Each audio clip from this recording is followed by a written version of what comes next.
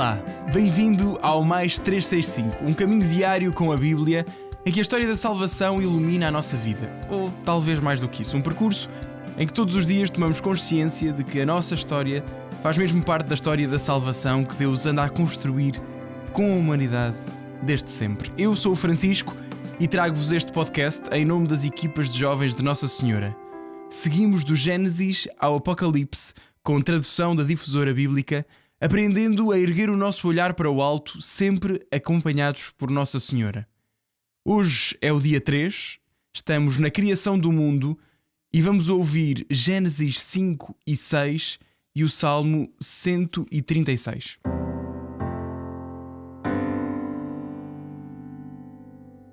Gênesis 5. Este é o livro da descendência de Adão. Quando Deus criou o ser humano, fê-lo à semelhança de Deus. Criou-os homem e mulher e abençoou-os. Chamou-lhes ser humano no dia em que os criou. Com 130 anos, Adão gerou um filho à sua imagem e semelhança e pôs-lhe o nome de Sete.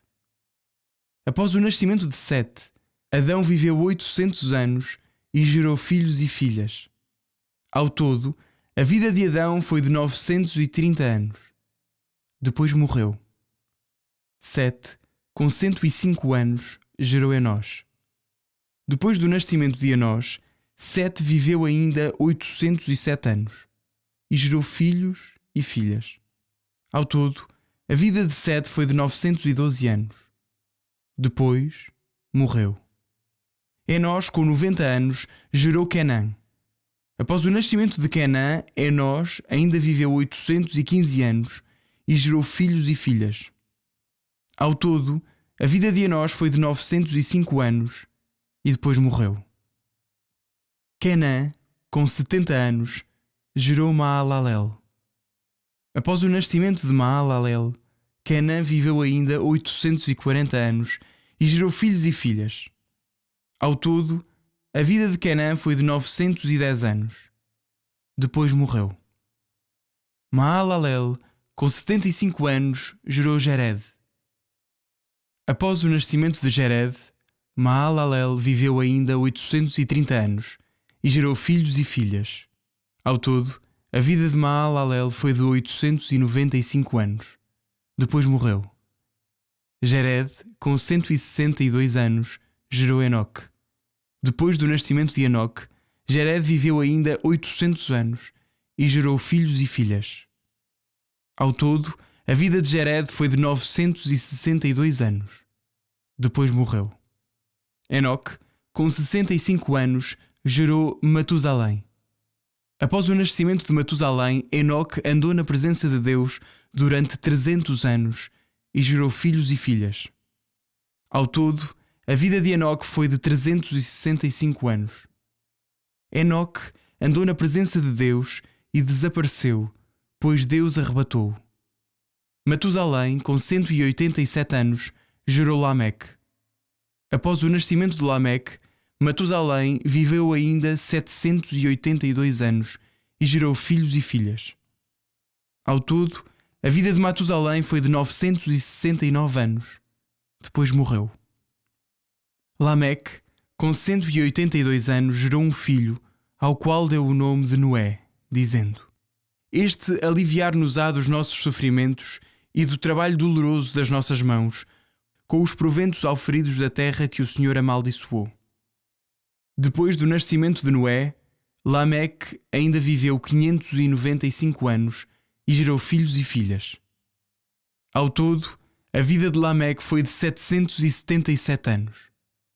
Depois morreu. Com a idade de 500 anos, Noé gerou Sem, Cam e Jafete.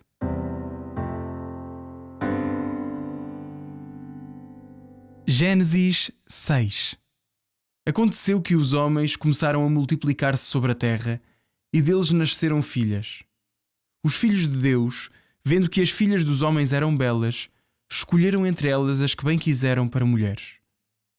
Então o Senhor disse: O meu espírito não permanecerá indefinidamente no homem, pois o homem é carne e os seus dias não ultrapassarão os 120 anos.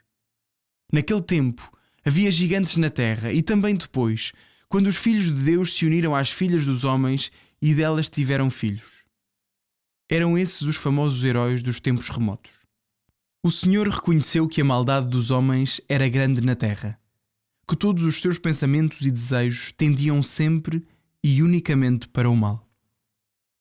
O Senhor arrependeu-se de ter criado o homem sobre a terra, e o seu coração sofreu amargamente. E o Senhor disse: Eliminarei da face da terra o homem que eu criei, e juntamente com o homem, os animais domésticos, os répteis e as aves dos céus, pois estou arrependido de os ter feito. Noé, porém, era agradável aos olhos do Senhor. Esta é a descendência de Noé. Noé era um homem justo e perfeito entre os homens do seu tempo, e andava sempre com Deus.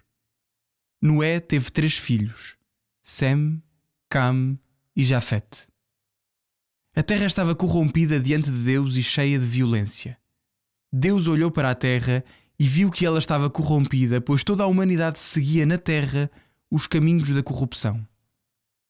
Então Deus disse a Noé: O fim de toda a humanidade chegou diante de mim, pois ela encheu a terra de violência. Vou exterminá-la juntamente com a terra. Constrói uma arca de madeiras resinosas, dividi-la-ás em compartimentos e calafetá-la-ás com betume por fora e por dentro. Hás de fazê-la desta maneira: o comprimento será de 300 côvados, a largura de 50 côvados e a altura de 30 côvados.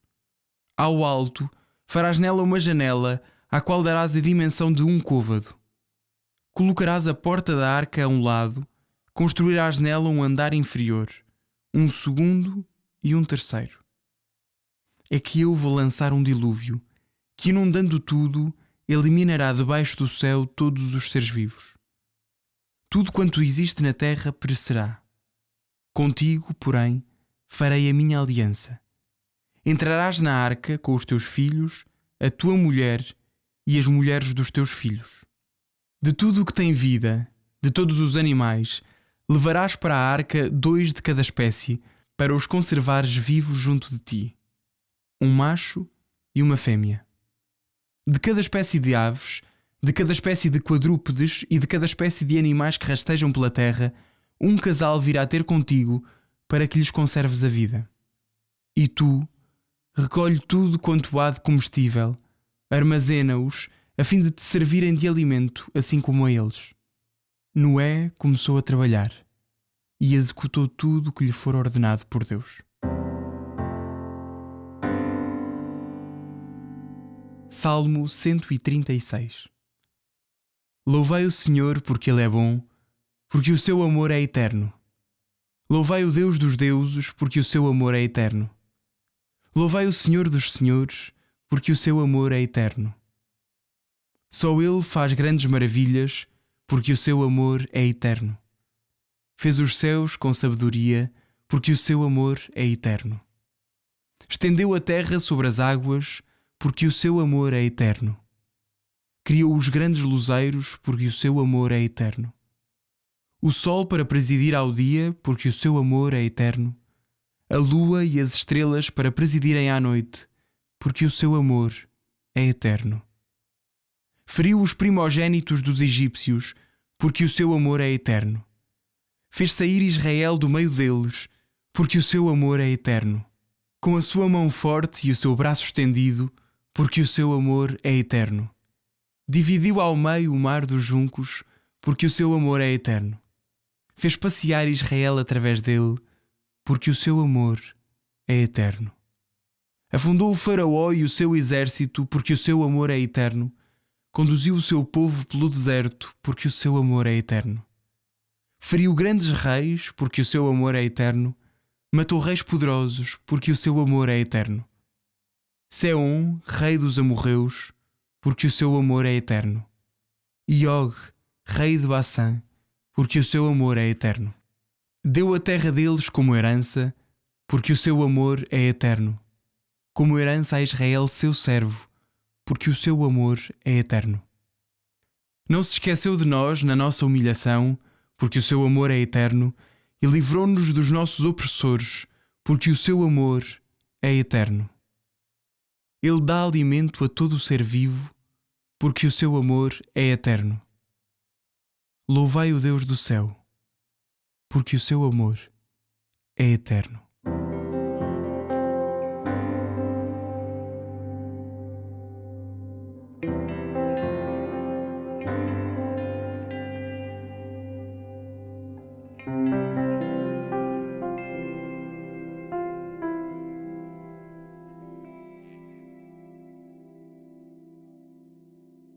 Eu sou o Padre Miguel Vasconcelos, das equipas de Jovens Nossa Senhora. Neste percurso com a Bíblia, que começámos juntos no princípio do ano, é bom poder mais uma vez acompanhar-vos nesta proposta ousada das equipas, o Mais 365. Damos graças a Deus, agradecemos a Deus mais uma vez termos ouvido a sua palavra e termos sido destinatários desta mensagem grande que Deus quer trazer a todos e que nos quer trazer estes dias a nós. No capítulo 5, nós vemos como escala depressa, infelizmente, esta ruptura com Deus que tinha sido iniciada pelo primeiro homem e pela primeira mulher, ainda nos primeiros capítulos. Vimos isso. Depois da ruptura, nasce Abel e Caim dá conta desta ruptura ainda mais quando decide vingar-se a propósito da sua frustração. E depois da descendência de Caim, aquele que mata o seu irmão, com tudo o que isso significa do ponto de vista simbólico, da descendência de Caim saem todas estas figuras que hoje fomos ouvindo falar. São os chamados patriarcas do livro do Gênesis, os patriarcas bíblicos. E é neles e a propósito deles que nós vemos como escala depressa, como dizia há pouco, esta noção da ruptura com Deus. De repente, de geração em geração, vai aumentando o problema. E quando chegamos ao capítulo 6, é exatamente isso que o texto nos diz. Os homens começaram a multiplicar-se sobre a terra, desta descendência que tinha rompido com Deus, e depois, diz o texto, o Senhor reconheceu que a maldade dos homens era grande na terra, que todos os seus pensamentos e desejos tendiam sempre e unicamente para o mal. E esta é uma afirmação assustadora, terrível, quer dizer, depois de tudo ter começado com a bondade de Deus, que quer o máximo para o ser humano, que quer o melhor para o ser humano, que quer o melhor para toda a criação, depois de tudo ter começado com a vontade de Deus, de ter partilhado o seu amor, é aqui que chegamos. O Senhor reconhece, Deus reconhece que a maldade dos homens era grande, todos os seus pensamentos, todos os seus desejos tendiam unicamente para o mal. E depois o texto diz que o Senhor se arrependeu de ter criado o homem sobre a terra. E o seu coração sofreu amargamente. Mas é curioso porque o livro do Gênesis põe-nos Deus a sentir como nós, e isso é muito bonito, porque Deus quase que concede dar-se a conhecer como alguém que sente como nós sentimos. E é isso que vemos neste texto. Mas este arrependimento dura pouco, porque com Noé, o que Deus quer não é eliminar, o que nós vemos ali não é que Deus quer eliminar toda a gente e quer eliminar e que se arrependeu de uma vez por todas de ter criado o ser humano e que desistiu do seu projeto. Nós não vemos isso. Um olhar atento, consciente de como funcionam estes textos bíblicos, é também para isso que os estamos a ler, percebe que o que Deus aqui está a fazer é teimosamente ser fiel ao bem. Teimosamente Deus é fiel ao bem. Por grande que seja a maldade sobre a terra, por grandes que sejam as consequências do pecado, por dramática que seja a ruptura com Deus e as consequências dessa ruptura, Deus é fiel ao que tinha feito. E por isso o seu arrependimento dura pouco. Rapidamente começa a montar uma estratégia para resolver o problema e por isso escolhe Noé. O texto diz que ele era um homem justo e perfeito entre os homens do seu tempo, que andava sempre com Deus. Escolhe Noé e a sua família para, a partir dele, conseguir recuperar e trazer outra vez ao de cima o bem em que estava sempre desde o princípio como desejo, vontade e finalidade de Deus para todos nós, e continua a estar. E parece-me que este texto tem um aspecto relevante a nosso propósito, é que isto também me diz que quando Deus olha para mim e vê às vezes o meu pecado, a minha fragilidade, a minha ruína, a minha miséria, Deus está teimosamente a querer deixar vir ao de cima, insistir para vir ao de cima aquilo que Ele quer de nós, aquele bem que podemos fazer. O que vemos a propósito deste texto não é uma ira de Deus que quer destruir tudo. O que vemos a propósito deste texto é um amor fiel de Deus que apesar do mal, apesar das consequências do pecado, apesar de todo o drama a que o ser humano se vai sujeitando, ele é fiel, teimoso, vale a pena dizer assim, não me interpretem mal, teimoso a propósito da possibilidade de bem que vem em cada um de nós. E é exatamente isso que a partir de Noé ele quer reconquistar. Tudo o que vemos a seguir é uma missão confiada a Noé. Noé há de começar a trabalhar, executando tudo o que lhe for ordenado por Deus, como dizia o texto, precisamente porque a partir daquela missão, a partir daquele homem, a partir daquela família, a partir daquele trabalho que ele vai fazer, a partir da arca que vai construir, ali está o sinal da fidelidade de Deus ao ser humano, da fidelidade de Deus à sua criação, da persistência de Deus em relação a cada um de nós e da capacidade que Deus tem de, no meio do mal, reconhecer o bem e puxar por ele, por assim dizer, trazê-lo ao de cima. Fez isso sempre ao longo da história. Faz isso em Jesus Cristo. Faz isso com cada um de nós.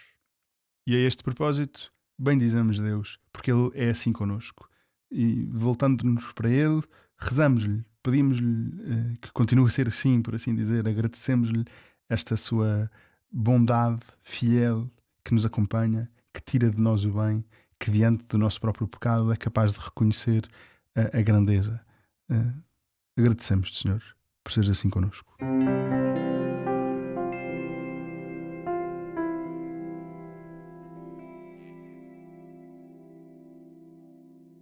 A minha alma glorifica o Senhor e o meu espírito se alegra em Deus, meu Salvador.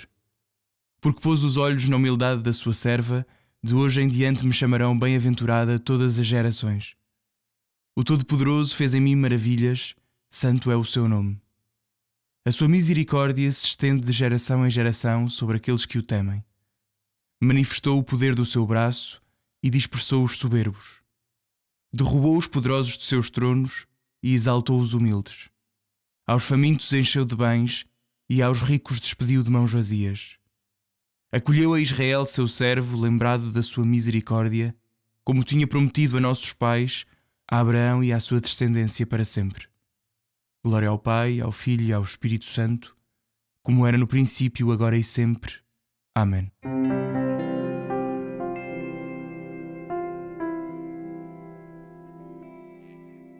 Dia 3 está feito e bem feito. Mais uma vez juntos. Até amanhã. Um abraço em Cristo.